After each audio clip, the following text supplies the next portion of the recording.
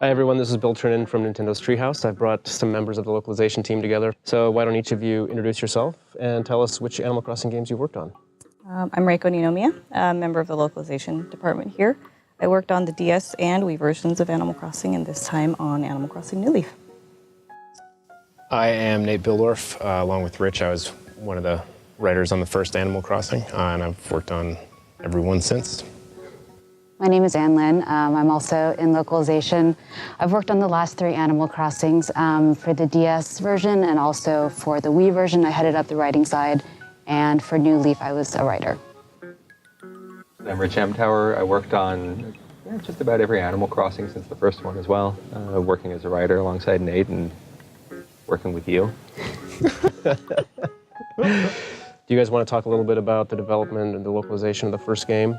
And then we can talk a little bit about when things started on New Leaf. Yeah, sure. It was hectic. We were new. Yeah. Then, I mean, Rich and I both came on basically at the start of GameCube development, and that was shortly thereafter. I was just looking at our notes, and it was, I think, early 2002 when we were actually writing. But we started before that with the naming. Mm-hmm. There was, as you know, there were 8 billion things that we had to name. Not only characters, but furniture sets. I mean, there's so much text data in that game that we were brainstorming long before we ever got in the files. There was a point at which I was playing through the game and I couldn't remember which one of us had written a line.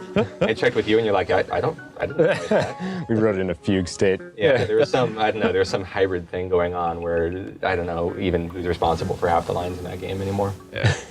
Probably all told, though, I bet it was about 8 months or a year. Even before we started on the writing, Nate mentioned the items, but we were also researching new items to add to the game. The development team really wanted this to feel the way for an American audience that it did for a Japanese audience. So we all worked together to figure out what new things we could do in the US version that would give people that feeling. When did work start on Animal Crossing New Leaf? Early work, planning started in late 2010. We're really fortunate with this franchise. I mean, development teams in Japan are always, really open to our feedback, but especially with this franchise, I think they really understand that it needs to feel close. It needs to feel comfortable and warm and familiar.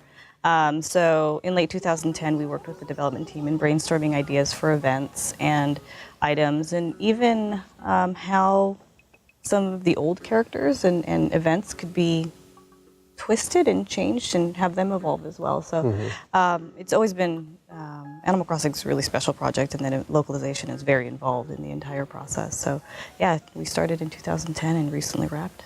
That was almost like a 3-year project, 2.5. Yeah, it was actually, the actual translation we started in, I like to put the pin right around March of 2012. So we did English, French, and Spanish for our region, and we got to work really closely together with NOE as well, which was nice. So it really is a company-wide project.